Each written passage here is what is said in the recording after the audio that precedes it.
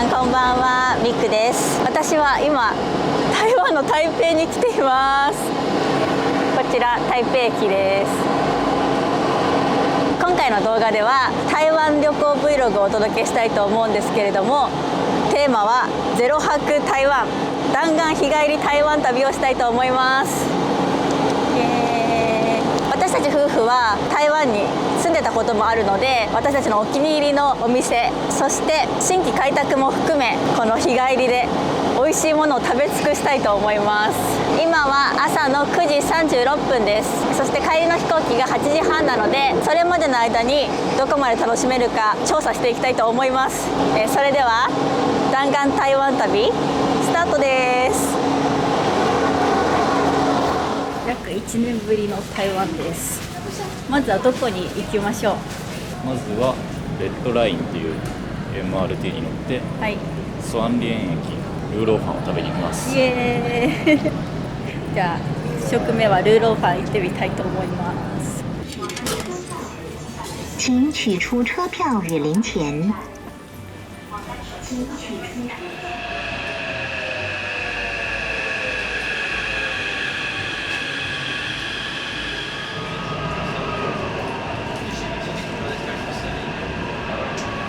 台北駅からレッドラインに乗って2駅、スワンリエン駅の2番出口を出ます。2番出口を出て右手にあります。このルーローファン私食べたことある？いや、あなたないかもね。動画でも行ったことないと思うね。初めてだ、初めて。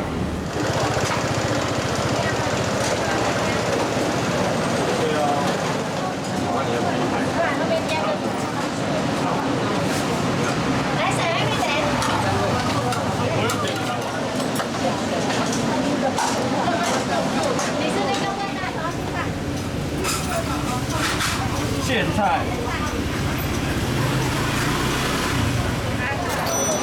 啊，你的。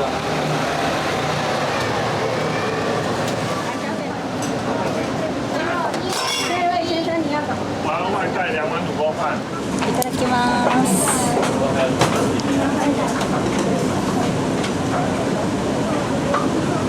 小姐，你这边还缺什么？うまい。小姐，あなたの好きな点々で没关系，你先吃哈，我再跟你。朝やってないんですよ。あね。昼からしかやってなくて。朝からやってる。朝6時半からやってる。2块豆腐吧。隣が朝市だよね。そのおかげで朝から営業されてます。您的是那个70、60。美味しい。我没有跟别人叫啊。台北市内の名店ですね。没关系，我帮他ローカル弄成2份。感いい。うまい。めっちゃ何とろけちゃうんだけど。めっちゃ美味しい。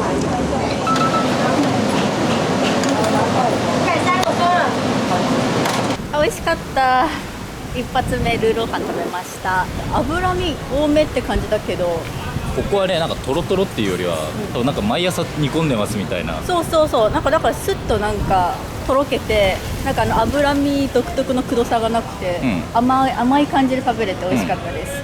サクッともう食べちゃって、次はドーファを食べに行きたいと思いますあ、でこの朝市だけ見てこう。ここがスワンリエン朝市ですね。スワンリエン朝市。あ、こういう感じ。ここは本当台北の台所ですね。なるほど。ここで朝ごはん朝食買ってったりとか、あと食材買ったりとか、フルーツとかね。はい、お弁当買ったりで、私たちはこれからさっきのなんだっけルーローファン屋さんは、なんだっけ名前、シャンマンユエン。シャンマンユエンから歩いてすぐのところのドーファー食べに行きます。私の大好きなドーファーソーですドーファーは新規開拓しなくて大丈夫。いや、もうドーファーはお気に入りを生かしていただきますいや、懐かしい。この辺私たちがね、当時住んでたエリアですね。本当ね。この辺で、いろんなものを食べましたけど、その中山エリアに、ドーファーソーっていう私の好きなドーファー屋さんがあって、それはなんだっけ、ニーシャイエスっていう夜市の隣にあります。なのでだいたいドーファは夜市行ってから最後のデザートみたいな感じで行くのが多かったから、その時間帯ですごい混んでるじゃん。でも今回朝なんで朝から豆腐は食べる人あんまりいないよねなので結構空いてるんじゃないかなと思ってます。さっきのルーローファン屋さんから歩いて10分ぐらい、ニシャイエスという夜市に来ました。昼はちゃんと道路になってるんだねそうですよちゃんと道路で使われてるんだ。はい、これがニシャイエス夜市。その夜市の隣にあるのがドーファーソーです。いつも夜はめちゃくちゃ並んでるんだけどやっぱり空いてますはい、やったやった。こちらドーファーソーじゃーん。ドーファーソーのタピオカドーファーに、私はいつもサトウキビのシャーベットとあとは黒ごま団子を入れます。これがマイフェイバリットですでも人がいない、ね、貸し切り状態やっぱり朝は穴場だね。そうだね。はい、食べたいと思います。いただきます。美味しい。このサトウキビのシャーベットはね、冷たさをプラスしてくれて美味しいのね。夏はいいよね。そう、さっぱり食べれます。美味しい。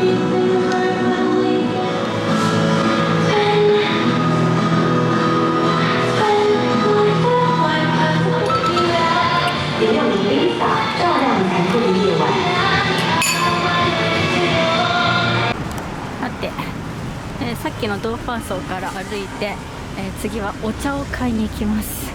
私お家でねお茶をよく飲むんですけど、東京ウーロン茶とか東方美人とかってあんまりなんか日本で買えるとこ少ないんだよね。なので美味しいお茶をちょっとね買い足しに行きたいと思います。でこのお茶をね買うところはもういつも私たちが行っていた場所、こちら。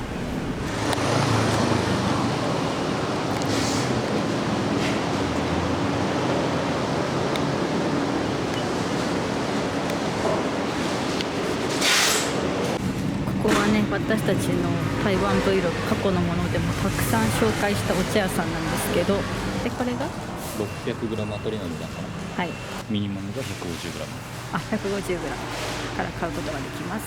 この東京ウーロン茶の一番いいやつの 150g。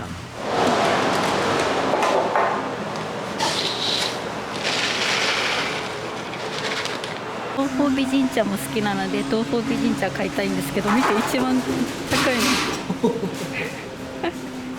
150g8,000円ぐらい。ってみる。確かにせっかくだし、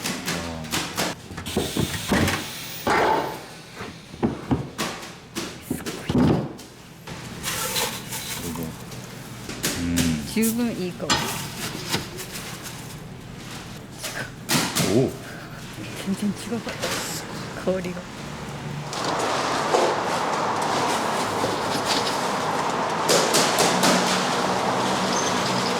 いや、これもすごいいい香りだったけど全然違かったね。この濃い。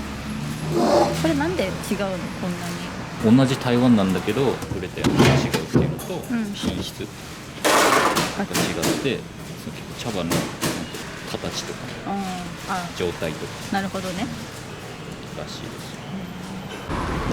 お茶ゲットです。東京ウーロン茶と東方美人茶、一番ランクが高いやつを 150g ずつ買いました。超最高峰。超最高峰。いつもここのお茶屋さんで買うけどさ、やっぱりなんか他のとこよりいいお茶が安く手に入るっていう感じ。多分そうだと思いますそう信じていますだから今回の東方美人茶も、東京ウーロン茶も実際買ったらもうちょっとお値段高くなったりすることもあるってことだよね。まあお土産屋さんとかにはもう置いてないランクだと思うけどね、そもそも。あ、そうなんだ。多分ね。嬉しい。お家でお茶会しようこんないいお茶で一人でお茶会していいのかな。ちょっと今回これを買いに来たと言っても過言ではないぐらい。そうね。はい。お茶をね、いいお茶をゲットできて最高です。次はお茶を飲みに行きます。お茶とコーヒーとチョコレートが有名なところに、お茶とコーヒーとチョコレートが有名なカフェがあるので行きたいと思います。今何時ですか？今11時5分。おお、いいペース。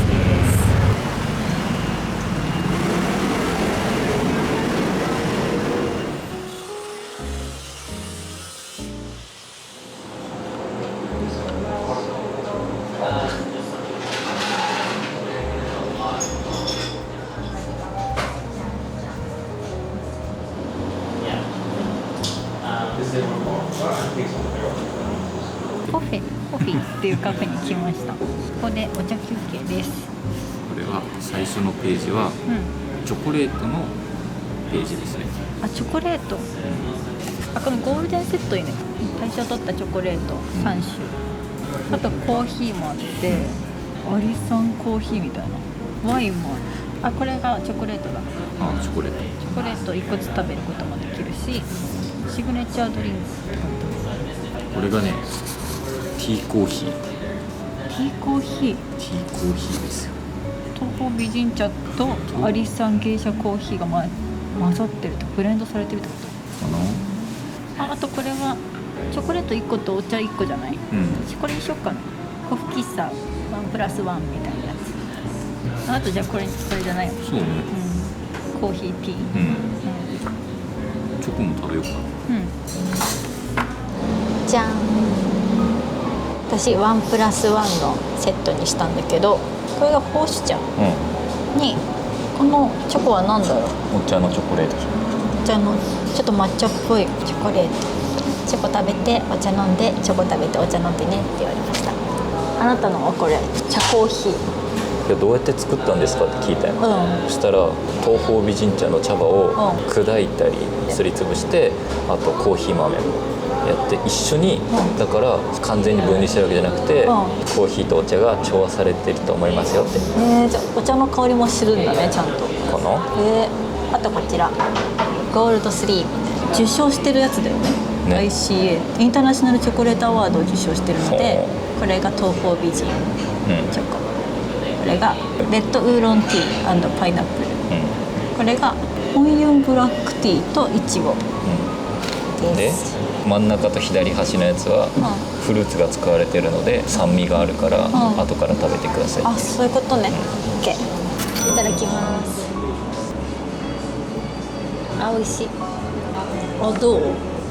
ティーコーヒー不思議。コーヒーは強い。コーヒー強い。結構色薄めっていうか、コーヒーの香りする。不思議ね。あ、でも美味しいね。後味が東方美人茶っていうか、なんかこういう感じよね。そう。最初はコーヒーの酸味が来て、後からお茶の香りが来るから、ほんとこうだね。逆にも感じれる。最初にお茶来て、後からコーヒーにも思える。じゃあこうじゃん。あ、でも美味しいかも。さっぱり飲めるね、それ。チョコレート食べてみようかな。まずは東方美人茶のチョコレート。東方美人茶のチョコレート。あ、すごいお茶の香りするわ。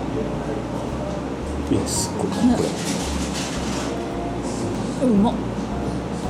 めっちゃうまい。すっごいお茶の香りが鼻抜ける。うまっ。買って帰りたいレベルで美味しい。買って帰れる。あ、そうなんだ。溶けちゃうよね、今から持ち歩いたら。確かに。うまいね。その後のお茶、美味しい。じゃあもう次、レッドウーロンティー&パイナップル。ちょっとさっきよりも色味がなんか緑っぽい感じ、青っぽい。あ、ちょっと青臭い感じの匂いする。パイナップル美味しい。なんかさ、波が味の波が。わかる。でも本当味の波だね。波がこう。わかる。ウーロン茶の香りとパイナップルの酸味とチョコの甘みがこうくる。これさ、ちょうどいいわ。お腹いっぱいになりすぎないティータイム。ケーキじゃないからさ。そうね。お腹いっぱいになりすぎず美味しいお茶飲めて、チョコがね想像以上に美味しい。次がホンユンブラックティー&ストロベリー。いちごの香りする。美味しい。あ、いちごの酸味が強いから。あ、でもあ、本当だ。紅茶の味もする。めっちゃ美味しいですこのチョコレート。ということで今私たちはコフェっていうカフェに来て、もうすぐ12時ですね。9時半に台北駅着いたから、そうそう、ここまで2時間半。2時間半で今私たちはルーローファン食べて、ドーファー食べて、お茶買ってティータイムしてます。お、いいね、いいなこれ。いいね。この後は小籠包食べに行きましょう。でその後にゴンガンっていうところに行ってタピオカとあとパイコーっていう中の豚の揚げ物みたいなのを食べて、ネギ餅も食べれたら食べて、あとは牛肉麺を食べるっていうのが今回のゼロ泊台湾のミッションです。いけそうじゃない？全然いけるわ。今回私たちは食べたいもの順に回ってるというよりかはルート順で回ってます。その行くエリアで全部食べたいとこ食べて、次のエリアに移動する。そうそうそう、だから行ったり来たりしないっていう。そうそう、こういういい感じにこう回って帰れるってやつで、だからまだタクシーも使ってないし、電車台北駅から1回しか使ってないね、あとはこう歩いてこう点々とできるので、ぜひね概要欄にリンク貼っとくからこのルート参考にしていただければと思います。ていうか日帰りの台湾とかさ、初めてやったけどさ、意外と行けるもんだね。確かに9分に行きたいとかっていう話になってくるとちょっと変わってくるけど、どうしてもさ、ほら晩ご飯の時間があるから。そうだね。今回の日帰りだと夜市とかが行けない。そうね、6時ぐらいには台北市内を出発しないと空港間に合わないんで、レストランとかで晩ご飯食べたい人はちょっと時間的に厳しいかな。でも2回目3回目の台湾でさ、パッとなんか台湾グルメ食べに行きたいっていうのだったら日帰り全然良さそうな今のところ雰囲気。どこまで楽しめるか楽しみ。チャッキを買って帰りたいな。いいのがあれば。行こうか。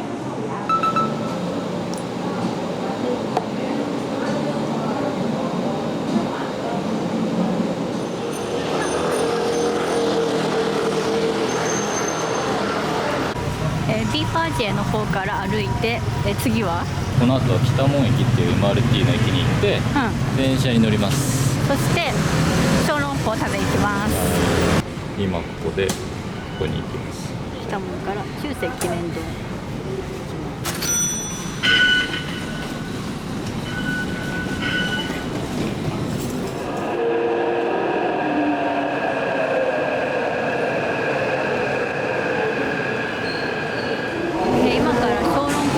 に向かうんですけど、本来であれば中世記念堂の2番出口から出るんですが、工事中なのでこちら3か4の出口から行きたいと思います。はい、結局3番出口から出ました。中世記念堂3番出口から出て歩いて10分ぐらいの距離にある小籠包屋さん、名前は杭州小籠包。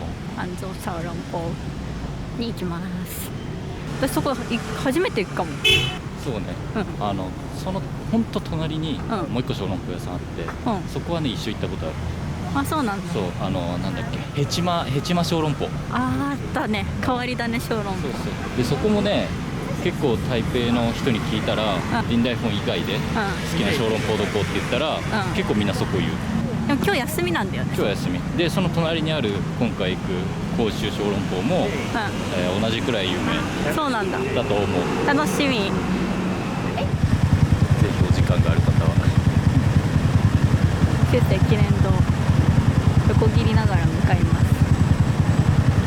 す。着いた小籠包のお店。なんか店前にぎわってて、本当だ、お昼時だもんね。楽しみ。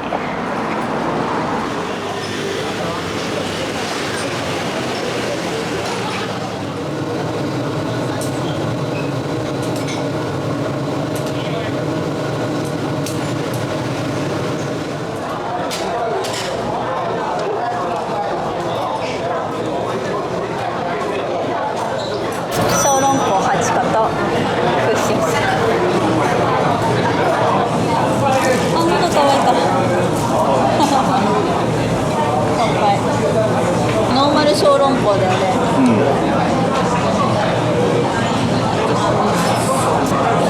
美味しい。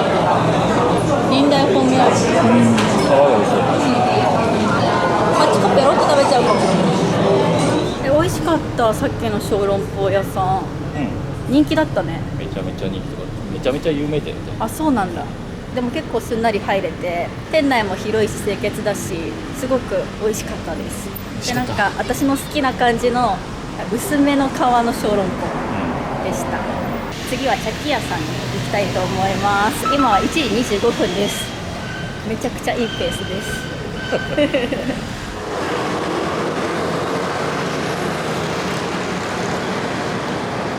さあ、さっきの小籠包屋さんから歩いて四貫寺への方にやってきました。ちょっとね、茶器を見てみたいなと思ってここに行きました。いつも四貫寺へだとイーロンっていう茶器屋さんに行くんだけど、今回は新規開拓です。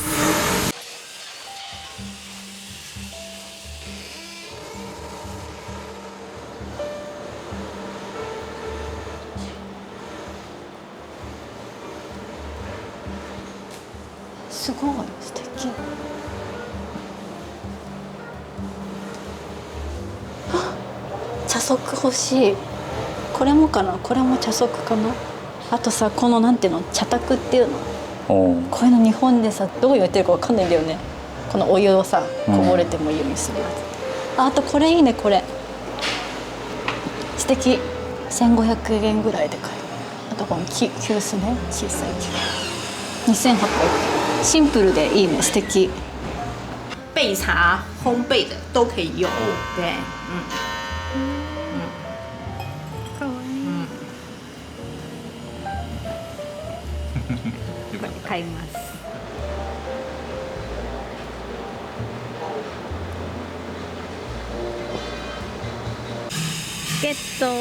四貫寺にあるイーエタンっていう茶器屋さんで、中国茶器の茶番と、茶足と茶風を買いました。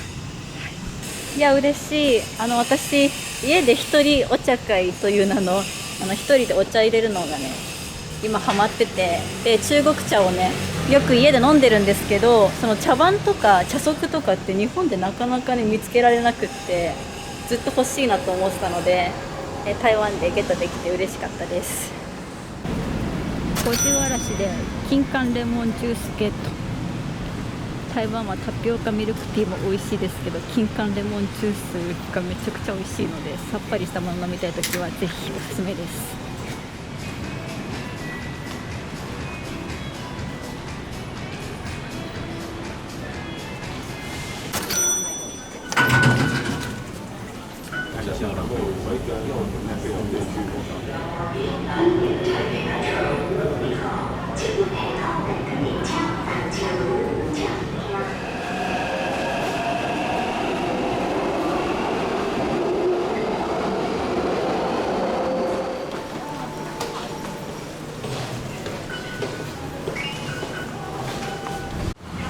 MRT を乗り継いでゴンガンというエリアに来ました。ここは台湾大学がこっちの方にあるので、ちょっと学生街的な感じ。そうですね。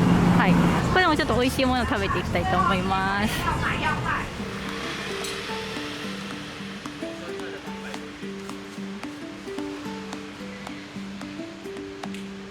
近畿遊園っていうのは私たちが住んでた時にちょこちょこ来てたお店に来ました。でここではねパイコーが食べたいんです。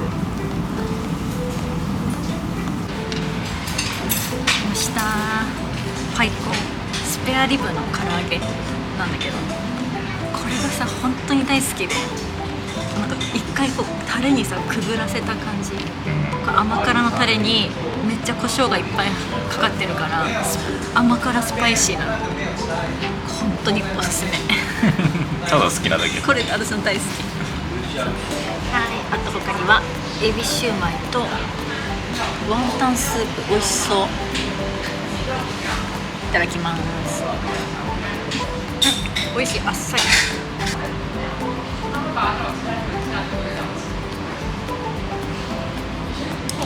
ただきます。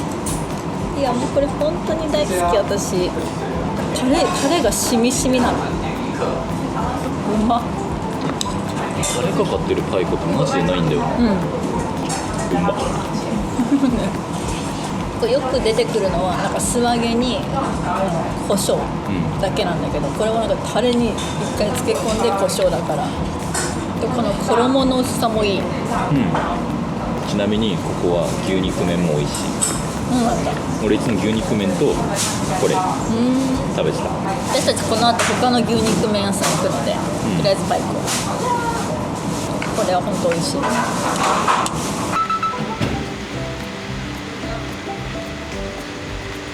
パイコを食べたお店から少し歩いて、次はねネギ餅を食べていきたいと思います。食い倒れ食べということで、なんかこのネギ餅はビブグルマンビブグルマン B 級グルメに選定されたこれかな、あれだ。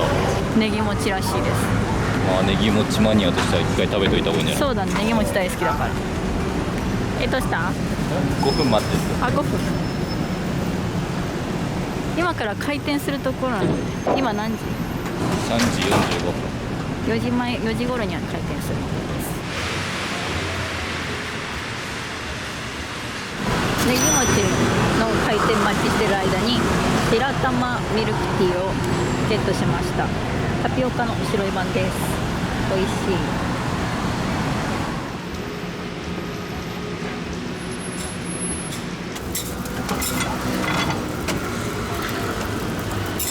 酒真的还是不用的。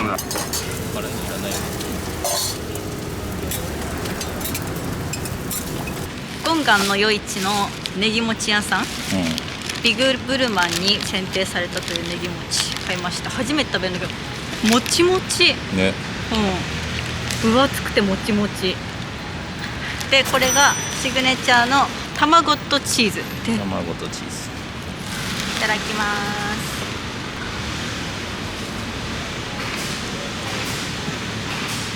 うまい。なんか焼いてるところ見たけどさ、めっちゃもちもちだったもん。外はカリッ、中もちもち。生地分厚くてうまっ。4単時のネギ餅より好きかも。マジやったやん。ミルフィーユみたくなってるの分かる？層がさ、できててさ、これがちょっとカリッてしてて、でも奥の方もちもちなの。美味しい。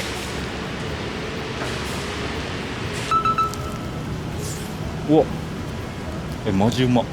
マジでうまいよね。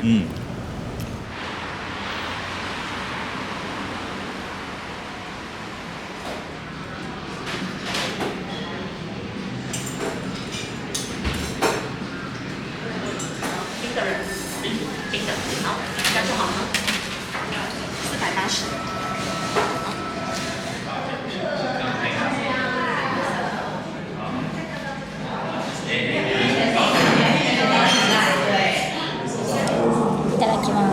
美味しい。さっぱり。今はちょうど5時前です。6時くらいに台北駅を出発した。なのであと1時間です。最後に、牛肉麺を食べて帰りたくて、ここは、ソンジャンナジンに来ています。で、牛肉麺屋さんが5時半オープンなので、今その近くのカフェで時間を潰してるんですけど、台湾日帰り旅もうラストスパートですが、めっちゃ回れたね。全然いけるね。全然いける。ここ行きたいねってリストアップしたものを全部行けました。なんならちょっと時間が余って時間調整したぐらい。美味しいもの食べて、お茶も買ったし、茶器も買ったしみたいな感じで、一日でこんだけ回れるとは。まあでも天気には恵まれたよね。あ、そうだね。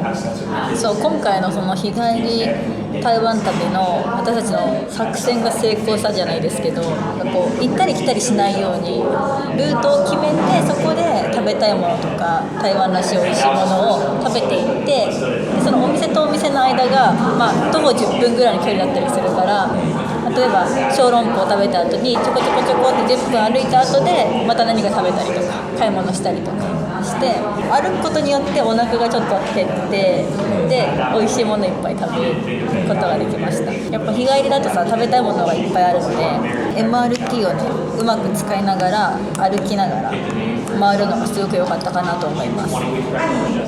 大満足。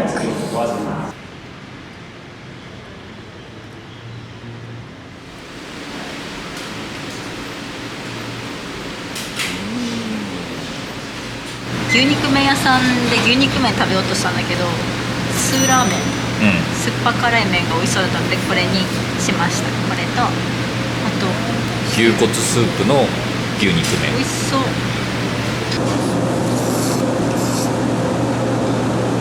まい。めっちゃ好きな味。うまやばい。このさラー油系の辛さと山椒っぽい感じ、とあと酢、でさっぱりしてるから正直お腹いっぱいだったけど、なんかこの胃袋の別のスペースが空いたみたいな感じで美味しい。味見させて、美味しいね、あれみたいテールスープみたい。そうそうそう。ちょっと辛みが苦手な人とかはこっちがおすすめ。まろやかだね、このさ、細麺なのいいね、食べやすい。はい、ゼロ泊台湾弾丸日帰り旅終了です。いやもうお腹がパンパン。本当に台湾の美味しいものをたくさん食べて、お買い物も楽しんで、最高に楽しい一日を過ごすことができました。何回も台湾来てるけど日帰りで台湾に行くのもすごく楽しいなと思いました。今回の私たちの日帰り旅の工程を気になった方は同じようにぜひ行ってみてください。それでは帰りたいと思います。はい。バイチェー。